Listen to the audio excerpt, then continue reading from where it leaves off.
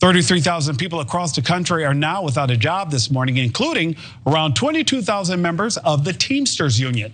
According to the Wall Street Journal, Yellow's collapse is the biggest in the history of the American trucking industry.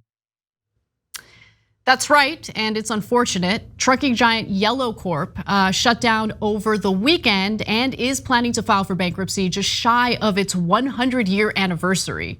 And look, this is a pretty big deal considering the company employed tens of thousands of workers who operated 12,000 trucks moving freight across the country. The failure imperils nearly 30,000 jobs, including around 22,000 Teamsters members. Hundreds of its non-union employees were laid off Friday after the company stopped taking in new shipments from customers. Let's go through all the poor decisions Yellow made through the decades that eventually led to its demise, starting with its mergers and acquisitions. Apparently mergers and acquisitions it couldn't afford. So in an effort to stay competitive, the company engaged in several insanely expensive mergers over the years, which honestly ended up screwing over the entire business, saddling the company with unmanageable debt. And while redundant positions are usually cut to save money following an acquisition, Yellow didn't go in that direction. For example, in 2003, Yellow bought Roadway, another trucking firm, for around $1 billion in cash and stock. The two companies combined back office functions, but not networks, which of course limits cost savings. And then soon after, Yellow purchased another trucking company for more than $1 billion. In 2005, Yellow bought competitor USF for $1.37 billion, again combining back office functions, but not the broader company. So these decisions were pretty disastrous, although they were the result of the 1980 Motor Carrier Act, which deregulated the trucking industry and spurred the launch of many smaller trucking companies. Now, many of the large trucking companies went under as a result, and Yellow felt it needed to acquire smaller companies to stay afloat. But taking out billions of dollars in debt to acquire those businesses clearly became a problem, especially in the lead up to the 2008 economic collapse. So when that recession hit, trucking demand obviously evaporated and executives wished that they had, integrated faster. So business with Walmart, which was the largest customer, dropped around 50% between 2008 and 2010, which proved to be a financial fiasco for this company.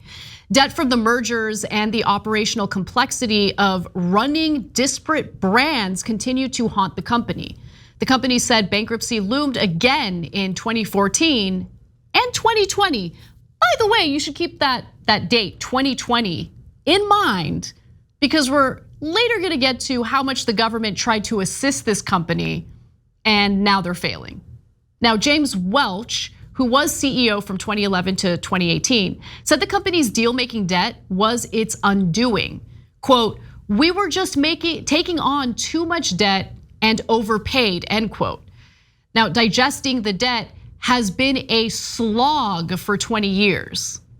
The Wall Street Journal reports that Yellow's pricing was also irresponsibly low, if you can believe it. So Yellow's revenue per shipment in 2022, for example, was $319, while competitors were bringing in $400 per shipment. The lower prices were likely meant to mitigate the impact of poor service and mismanagement. For example, Yellow's terrible reviews on Consumer Affairs resulted in the company's 1.9 out of 5 stars. All of this translated to a difficult financial situation for this company. And to be sure, the Teamsters conceded to so many things to help this company stay afloat. So anyone who's trying to blame the Teamsters is just not really understanding the situation, hasn't done the proper research into this story. Now, since 2009, Yellow's annual revenues have hovered close to $5 billion, but the company has posted losses most years and never a profit above $25 million. But while they undercharged most customers, Yellow allegedly, overcharged the Department of Defense and ended up getting sued for it. The DoD sued Yellow for price gouging the government from 2005 to 2013. The government alleged that Yellow operating companies, YRC Freight, Yellow Transportation, and Roadway Express, inflated shipment weights, billed the Defense Department using improper rates, and falsified statements in efforts to conceal their actions. Yellow was accused of reweighing thousands of shipments and not returning the overpayments when the shipments were lighter than originally estimated. So in the end, Yellow ended up paying a settlement. Yellow paid about $6.8 million to the government and $2.1 million in settlements with investors to basically settle the nearly 13-year-old civil matter. Yellow admitted no liability and denied the government's core allegations. Now, the company was already in serious financial peril when the COVID pandemic hit, which begs the question, why exactly did the Trump administration agree to give this company a $700 million lifeline through a COVID rescue loan? The company, remember, in 2020 noted that they're likely gonna file for bankruptcy. So what was the Trump administration thinking? The company had reported a whopping $100 million loss in 2019. And the Trump administration still handed over the cash to this failing and mismanaged company. Congress actually investigated that decision and found that Yellow didn't even meet the criteria for the government aid. A congressional report in June of 2023 concluded that the Treasury Department had skirted its own rules in giving out the loan, and that the Trump administration erred in lending the money to the troubled company. The loan was supported by the Teamsters at the time as a job-saving measure. And look, I don't blame them at all for supporting that, right? Their jobs were on the line. But the Teamsters weren't the issue. The issue was the mismanagement within this company.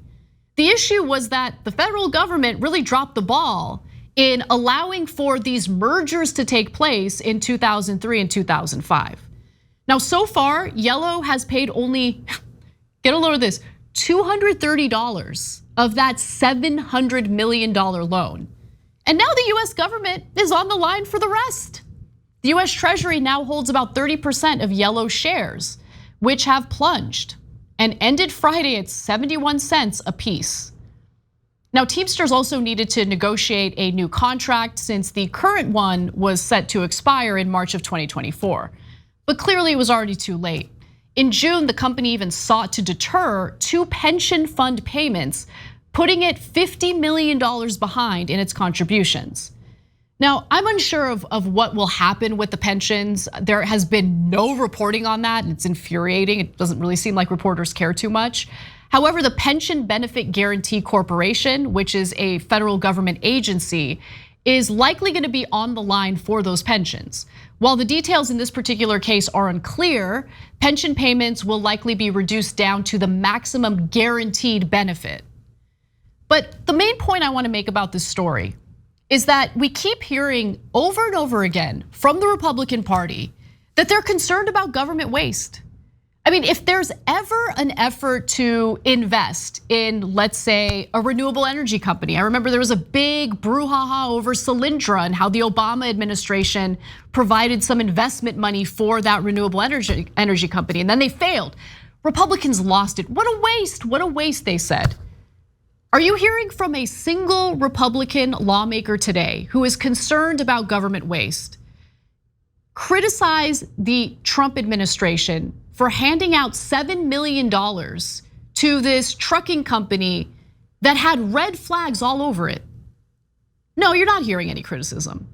You will hear them try to pin this on the Teamsters as if it's their fault, even though they engaged in multiple concessions in order to help this company stay afloat. But I want to reiterate again, the Teamsters had nothing to do with this. There was mismanagement, the willingness to take on unmanageable debt, and in the end, that debt is what did them in, totally destroyed this company. And now there are 33,000 workers across the country who have lost their jobs as a result of that. It is infuriating to say the least. It would have been far better for the federal government to seize the company knowing full well that they were likely gonna go under and 33,000 workers were gonna lose their jobs. That would have been a better solution as opposed to handing them $700 million that they were never going to return. Thanks for watching The Young Turks, really appreciate it. Another way to show support is through YouTube memberships. You'll get to interact with us more. There's live chat emojis, badges. You've got emojis of me, Anna, John, JR. So those are super fun. But you also get playback of our exclusive member-only shows and specials right after they air. So all of that, all you gotta do is click that join button right underneath the video. Thank you.